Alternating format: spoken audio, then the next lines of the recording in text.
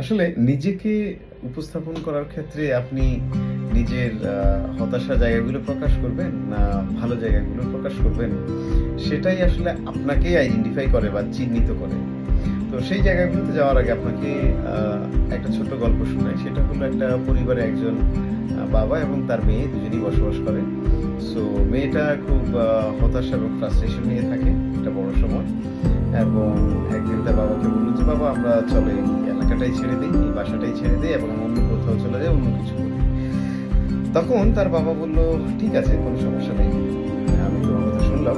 তবে আজকে চলো রান্নাঘরে একটু সময় দাও।" যেহেতু ফ্যামিলিতে মা এবং অন্যান্য লোকজন অনুপস্থিত বা নেই, সেক্ষেত্রে বাবাই রান্নাবান্না করেন। সে কিছুটা রান্না এক্সপার্ট। তো সে ৩ টা পাতিল চুলায় দিল এবং চুলা অন করে দিয়ে ৩ টাতে পানি দিল এবং একটাতে আলু, একটাতে ডিম, তো এটা ফুটতে লাগলো, গরম হতে লাগলো, চলছে। সো কিছু সময় পরে মেয়েটা তার বাবাকে বলল, "কি হচ্ছে?" ১০ মিনিট গেল, ১৫ মিনিট গেল, ২০ মিনিট।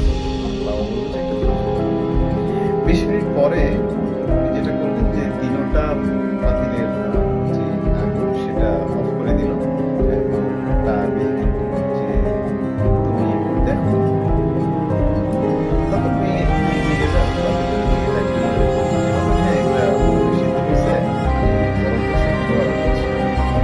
বাবা বলল যে, "আরেকটু মনোযোগ দিই।" তখন মেয়েটা একটু ভালোভাবে খেয়াল করল যে একবারে শক্ত যে আলুগুলো ছিল সেই আলুটা নরম হয়ে গেছে, চামড়া ভেঙে গেছে। এবং ডিম যার ভিতরের অংশ অতি নরম, মোলায়েম, সেই ডিমটা ফেটে ভিতরের অংশগুলো খুব শক্ত হয়ে বের হয়ে আসলো।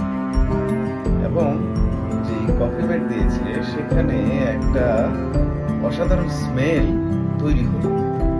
এবং মেয়েটা দেখে খুব আশ্চর্য হলো, বলল, "বাবা এইগুলো রিয়েল সিনারি, আমি তো আসলে এটা জানি না।" তখন তার বাবা বলল, "দেখো, আমাদের জীবন কোনো সময় এমন তোমাকে সেই পাত্রের আকার ধারণ করতে হবে, তোমার অবস্থার পরিবর্তন করতে হবে, তুমি নরম থেকে শক্ত হয়ে যেতে হবে, চামড়া ভেদ করে তোমাকে নতুন রূপে ফিরে আসতে হবে এবং ক্ষেত্র বিশেষে তোমাকে এই কফি ম্যাটের মতো বা কফি বিনের মতো তোমাকে স্মেল ছড়াতে হবে।